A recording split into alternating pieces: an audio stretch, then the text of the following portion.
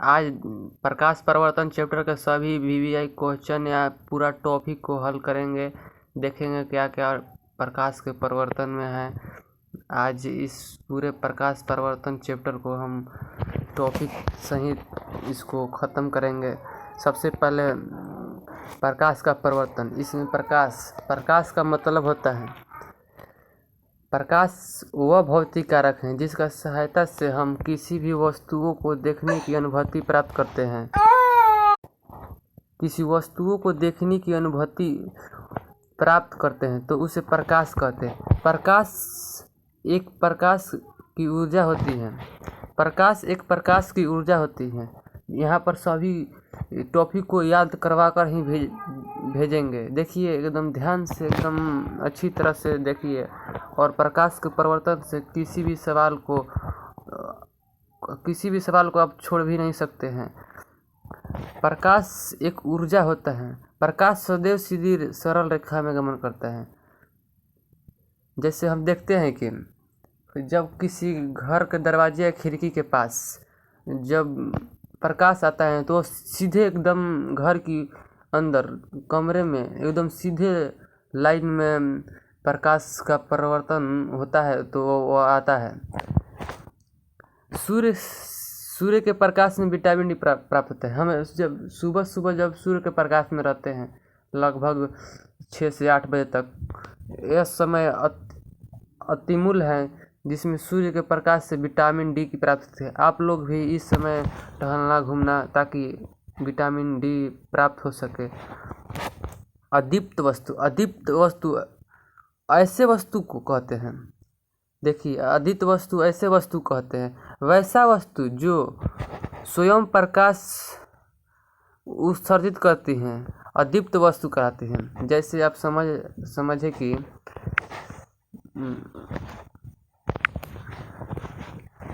समझे कि जब कोई वस्तु अपना प्रकाश स्वयं उत्पादित करती है, उसे किसी प्रकाश की आवश्यकता नहीं होती है, वो अपने आप से प्रकाश उत्पन्न करता है, उसे हम अदीप्त वस्तु कहते हैं। समझे? देखिए, जैसे सूर्य तारे जलती हुई बल्ब है। अब सूर्य को क्या कहना है? सूर्य तो खुद ही उज्जवल है। जो उसमें प्रकाश तो छोड़िए दीजिए, उसमें प्रकाश एकदम वो किसी और से नहीं ऑब्जर्व करता है, वो स्वयं प्रकाश को किसी और को देता है। अदीप्त वस्तु वैसा वस्तु जो स्वयं प्रकाश उत्सर्जित नहीं करती है, उसे अदीप्त वस्तु कहते हैं। जैसा कि चंद्रमा, प्रकाश स्वयं चंद्रमा होती है। जिससे में देख लीजिए नोट्स में, प्रकाश स्वयं अद्रव्य होती है, लेकिन जिस वस्तु पर पड़ती है वह दृश्य बना देती है। प्रकाश का प्रकीर्णन, जब प्रकाश की किरण छोटी से छोटी कणों पर पड़ती हैं तो वह कण प्रकाश को कुछ मात्रा में अवशोषित कर लेते हैं और पुनः उसी प्रकाश को चारों तरफ फैला देती हैं। तो ऐसी घटना को प्रकाश को प्रकीर्णन कहते हैं। किरण, प्रकाश से गमन पथ को किरण कहते हैं, या सरल रेखा पर चलने वाले प्रकाश को किरण कहते हैं। किरण पुंज, प्रकाश की किरणों को समूह को किरण पुंज कहते हैं। किरण पुंज मुख्यतः 3 प्रकार के होते हैं। 3 प्रकार के: अपसारिक किरण पुंज, और समांतर किरण पुंज, अभिसारी किरण पुंज, अपसारिक किरण पुंज। वैसा किरण पुंज जिससे सभी प्रकाश की किरणें की निश्चित बिंदु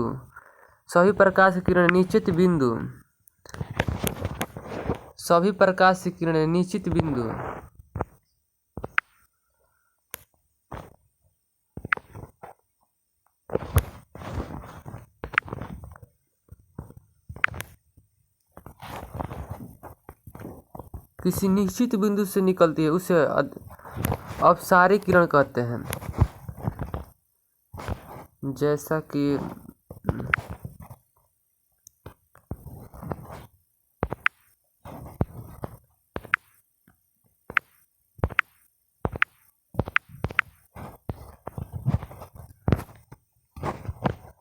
जैसे कि देख लीजिए यहाँ उदाहरण में दिया है समांतर किरणपुंज वैसा किरण जिसे सभी प्रकाश की किरणें एक दूसरे समानांतर होती हैं उसे समानांतर किरण कहते हैं। देखिए जो किरण चलती है तो एक आपस में टकराती नहीं है, वो स्वयं आपस में टकराती नहीं है,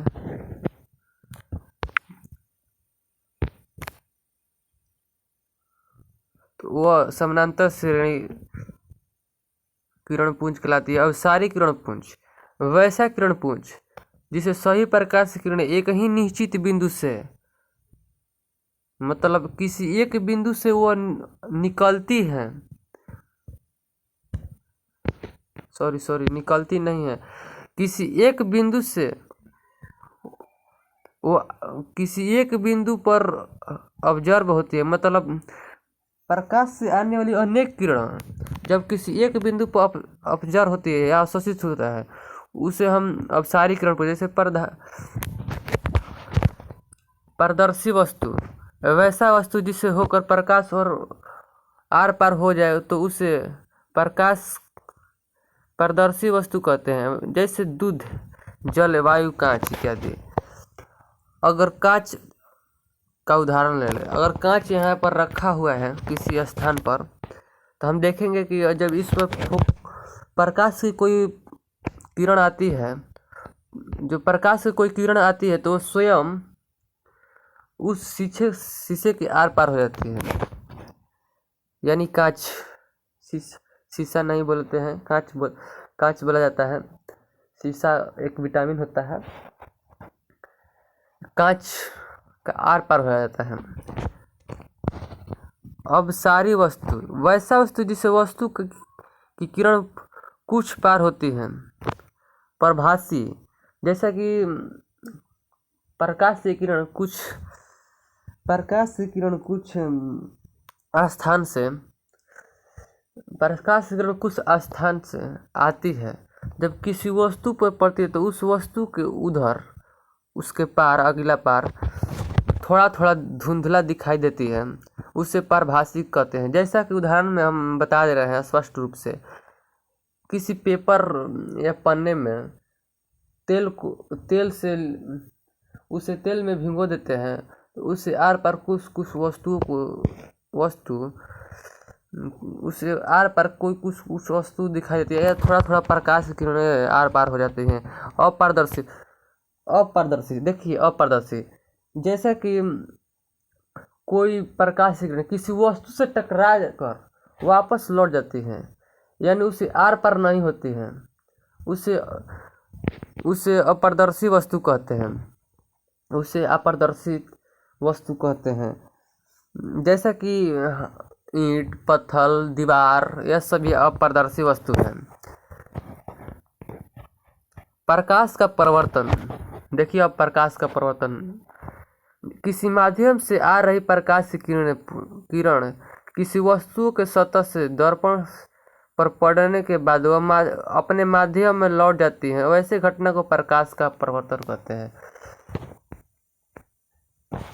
यानी देखिए, जब मान के चले जब सूर्य से आने वाली प्रकाश की किरण जब किसी एक बिंदु से टकरा कर वापस लौट जाती हैं तो उसी को हम प्रकाश का परावर्तन कहते हैं, उसी को प्रकाश का परिवर्तन कहते हैं। जैसे कि आपतित किरण और परावर्तित किरण। आपतित किरण आती है और वापस परावर्तित किरण चल जाती है और इनके बीच अविलंब पर दोनों के बीच में बराबर कोण बनता है। जैसा कि देखिए, प्रकाश के परावर्तन में भाग लेने वाले मुख्य दो पद हैं। जैसे कि हम बोले आपतित किरण या परावर्तित किरण। किसी दिशा से आ रही प्रकाश किरण आपतित किरण कहलाती है। मतलब किसी जब वह किरण जब वो पहली बार वो उस बिंदु की ओर आ रही है टकराने के लिए, तो उस बिंदु को हम आपतित किरण कहते हैं। जब वो बिंदु से टकरा कर किरण जब अपने माध्यम में लौट जाती है तो उसी को हम परावर्तित किरण कहते हैं।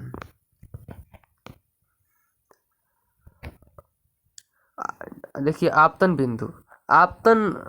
बिंदु परावर्तक सतह के किसी बिंदु पर आपतित किरण आकर मिलती है तो उस बिंदु को आपतन बिंदु कहते हैं। देखिए अब समझ लीजिए, जो बिंदु पर प्रकाश किरण आती है हम उसी को आपतन बिंदु करते हैं, क्योंकि आपतित किरण ही पहली बार उस बिंदु पर आती है, इसीलिए उसे हम आपतित बिंदु बोलते हैं।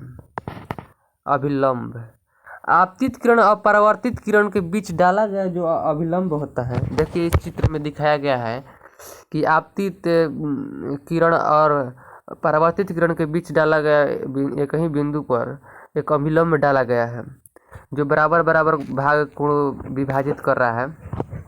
उसी को हम अभिलंब बोलते हैं, जो आपतन कोण बराबर परावर्तन कोण में बढ़ता है।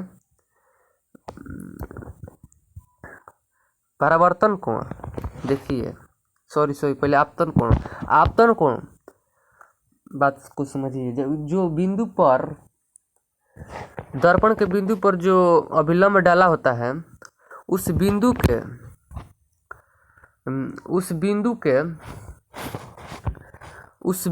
के बीच डाला गया अभिलंब जब परावर्तित किरण आती है और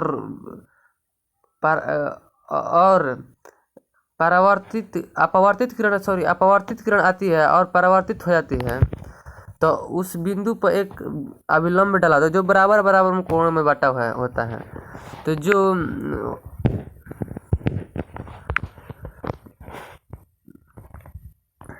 जो आपतित किरण और परावर्तित किरण के बीच अभिलंब डाला गया है तो आपतित किरण अभिलंब के बीच जो बना कोण है वही आपतन कोण होता है। जो अभिलंब और परावर्तन किरण के बीच जो अभिलंब के बीच जो कोण बना है वही परावर्तित किरण कहते हैं। देखिए यहाँ चित्र में स्पष्ट दिखाया गया है कि साइन कोण आई और कोण आर आपस में विभाजित हैं। प्रकाश के परावर्तन के मुख्य नियम देखिए, इस प्रकाश के मुख्य दो एकदम यहाँ पर याद करवाही के भेजेंगे। इस वीडियो को पूरी तरह एकदम शुरू से अंत तक देखिए। परावर्तन चैप्टर के हर टॉपिक को एकदम क्लियर समझा कर ख़त्म किया जाएगा। और चैनल को सब्सक्राइब कर बेल आइकन दबाकर ऑल पे कर दीजिएगा ताकि आप इस वीडियो का नोटिफिकेशन आपके पास जल्द शीघ्र मिल सके। और हो सके वीडियो अच्छा लगे तो लाइक भी कर दीजिएगा और ज़्यादा से ज़्यादा शेयर करिएगा ताकि सभी बच्चों को इस चैप्टर के कोई भी टॉपिक छूट न पाए, ताकि एग्ज़ाम में इससे संबंधित कोई भी सवाल आपसे जुदा ना हो सके। आप लड़कर उस सवाल को एकदम बुरी तरह से परास्त कर देंगे। देखिए प्रकाश के परावर्तन के नियम दो होते हैं। आपतित किरण और परावर्तित किरण तथा आपतन बिंदु के बीच डाला गया अभिलंब तीनों एक ही तल में होता है। यह प्रकाश का प्रथम नियम है। दूसरा, आपतन कोण बराबर परावर्तन कोण आपस में बराबर होते हैं, जैसा कि साइन आई बराबर साइन आर। जैसा कि यहाँ चित्र में दिया गया है कि साइन आई आपतन कोण है और साइन आर परावर्तन कोण है, वो जो बराबर बराबर भागों में बांटा गया है, इसीलिए आपतन कोण बराबर परावर्तन कोण होता है। प्रतिबिंब देखिए, किसी दर्पण से टकराकर जब वस्तु लौटती है जो किसी बिंदु पर काटती है, फोकस से गुजर कर किसी बिंदु पर काटती है तो वही प्रतिबिंब होता है। किसी वस्तु से आ रही प्रकाश की किरण दर्पण के परावर्तन होने के बाद परावर्तित किरण जिन बिंदुओं पर एक दूसरे को काटती हैं या काटती हुई प्रतीत होती है उस बिंदु स्रोत को वस्तु का प्रतिबिंब कहते हैं। जैसे वस्तु यहाँ पर रखा हुआ है, देखिए सीधा देखिए, जब यह बिंदु रखा हुआ है वस्तु पर, मोबाइल को घुमा लीजिए, सीधा सीधा प्रतीत होने लगेगा। जो देखिए इस बिंदु पर वस्तु रखा हुआ है, यह वस्तु से टकराकर जब बीम फोकस से वस्तु से आने वाली किरण दर्पण से टकराकर जब फोकस से गुजरते हुए काटती हैं, तो यहाँ से यहाँ तक बनी जिस बिंदु पर काटती है वही प्रतिबिंब कहलाता है। वस्तु का प्रतिबिंब दो प्रकार का होता है। देखिए यह समतल दर्पण का उदाहरण है। वस्तु का प्रतिबिंब दो प्रकार के हैं, जैसे कि एक वास्तविक होता है जो वास्तविक कटान से बनता है। जब किसी प्रकाश से आ रही किरण दर्पण से टकराकर वास्तविक कटान से प्रतिबिंब बनती है, वही वास्तविक प्रतिबिंब कहलाती है।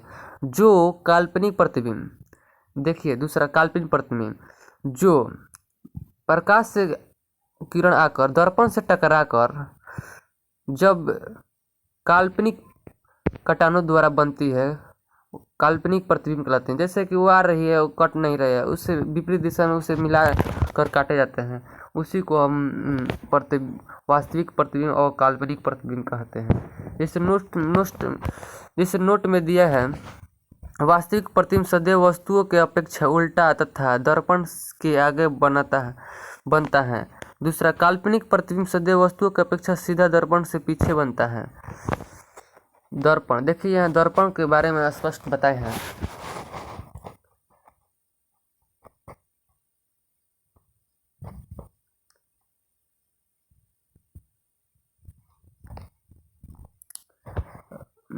वैसा चिकनी एवं चमकीला सतह जिससे प्रकाश का आसानी से परावर्तन हो तथा जिसका एक सतह रंजित रंगा हुआ हो, उसे दर्पण कहते हैं। देखिए दर्पण लगभग ऐसे तो दो प्रकार के होते हैं, समतल दर्पण, गोलीय दर्पण।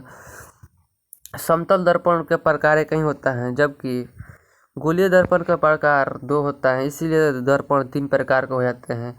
जैसे गोलीय दर्पण के दो प्रकार होते हैं, उत्तल दर्पण और अवतल दर्पण। दर्पण मुख्यतः तीन प्रकार के होते हैं। देखिए यहाँ स्पष्ट लिखा भी है, दर्पण दो मुख्यतः तीन प्रकार के, समतल दर्पण, गोलीय दर्पण और परवलयी दर्पण। समतल दर्पण वैसा दर्पण जिसका परावर्तक सतह समतल हो या बराबर हो, उसे हम समतल दर्पण कहते हैं।